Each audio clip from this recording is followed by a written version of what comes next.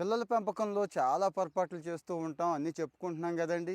అలాంటిదే ఇది వాళ్ళ భవిష్యత్తంతా పాడు చేసేసి, వాళ్ళకొక జీవితం గూడా లేకుండా చేసేస్తున్నామండి. ఐఐటీలు. ఐఐటీ అదొక్కటే టార్గెట్ అందరికీ గూడా. ఇంకేమీ లేదండి. అసలు వాడి బాల్యం మొత్తం నాశనమైపోతోంది, పాడైపోతోంది. రేపు పెద్దయ్యాక వాడు అమ్మ బూతులు తిట్టుకుంటాడు, జీవితకాలం మనల్ని ద్వేషిస్తాడు అనే విషయం గూడా మర్చిపోతున్నామండి. సిక్స్త్ క్లాస్ నుంచే స్టార్ట్ అయిపోతుంది. ఇంకా కొంతమందికి ముందు నుంచే స్టార్ట్ అయిపోతున్నట్టుంది. ఏదో ఫ్యాక్ట్ అంటారట. ఎఫ్1, ఎఫ్2, ఎఫ్3 అంటే పైన ఎఫ్0 కూడా ఉందండి. ఎఫ్0 నుంచి స్టార్ట్ అవుద్ది. ఎఫ్5, ఎఫ్6 అని. ఆ తర్వాత ఇంకా వేరే ఏదో సెక్షన్స్ ఉంటాయట. ఆ సెక్షన్స్‌లో ఎంత టాప్ సెక్షన్‌లో ఉంటే అంత గొప్ప. ఆ టాప్ సెక్షన్‌లో ఉంచడం కోసం ప్రతి 3 నెలలకి, 6 నెలలకి వాళ్ళు పరీక్షలు పెడుతూ ఉంటారంట. ఆ పరీక్షలను బేస్ చేసుకొని పిల్లలు సెక్షన్ మారుస్తూ ఉంటారట. కింది సెక్షన్‌లో ఉంటే ఫీజులు అంతే ఉంటాయి. కింది సెక్షన్‌లో ఉంటే తల్లిదండ్రులకు తట్టుకోలేరండి. ఎక్కడా లేని బాధంతా వీళ్ళకే వచ్చేసి ఇక పిల్లలు ఎందుకు పనికి రాకుండా అయిపోతున్నారని చెప్పి ఇక శారీరకంగా హింసించే వాళ్ళున్నారు. ఇక మానసికంగా అయితే మామూలు సైకోలు లేరు తల్లిదండ్రుల్లో.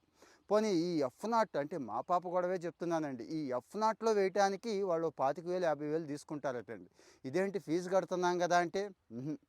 అక్కడ స్పెషల్ ప్రొఫెసర్లు వస్తారట. ప్రత్యేకమైన ట్యూటర్స్ ఉంటారట. ఏది ఆ ఎఫ్0లో. ఎందుకంటే వాళ్ళకి ఐఐటీ కోసమే ట్రైనింగ్ ఇస్తారంట. తీరా మోసి వాళ్ళందరికీ ఐఐటీ సీట్లు వస్తాయా అంటే చెప్పలేమండి. ఎందుకంటే పిల్లవాడికి ఆ సామర్థ్యం ఉండాలి కదా. కథ ఉంది కదండి. ఒక కోతి చెట్టు ఎంత స్పీడ్‌గా ఎక్కి దిగుద్ది. అదే మొసలికి కూడా పెడితే అలాగని మొసలేమన్నా వీక్‌దా?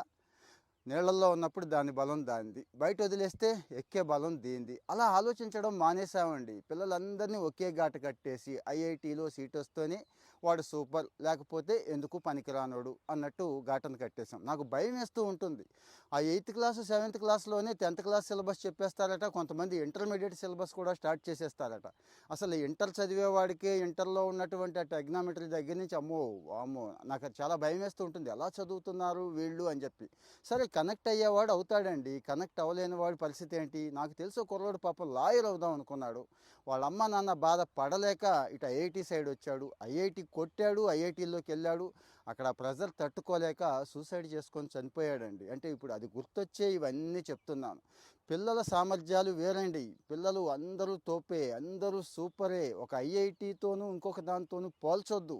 వాళ్ళకి ఎక్కడ ఇంట్రెస్ట్ ఉందో దాన్ని ఎంకరేజ్ చేసిన వాడే పర్ఫెక్ట్ తల్లిదండ్రులు అంటాను నేనైతే. దయచేసి వాళ్ళకి అవకాశం ఇద్దాం. ఇంకా ఇంకా ఇంకా ఏం నేర్చుకుంటున్నారు, చుట్టూ సమాజంతో ఎలా ఉంటున్నారు, ఎంత కష్టపడుతున్నాడు, ఇలాంటివే చూడండి. దయచేసి ఫాలో అవుతూ ఉండండి. కామెంట్లో మీ ఒపీనియన్ చెప్పండి.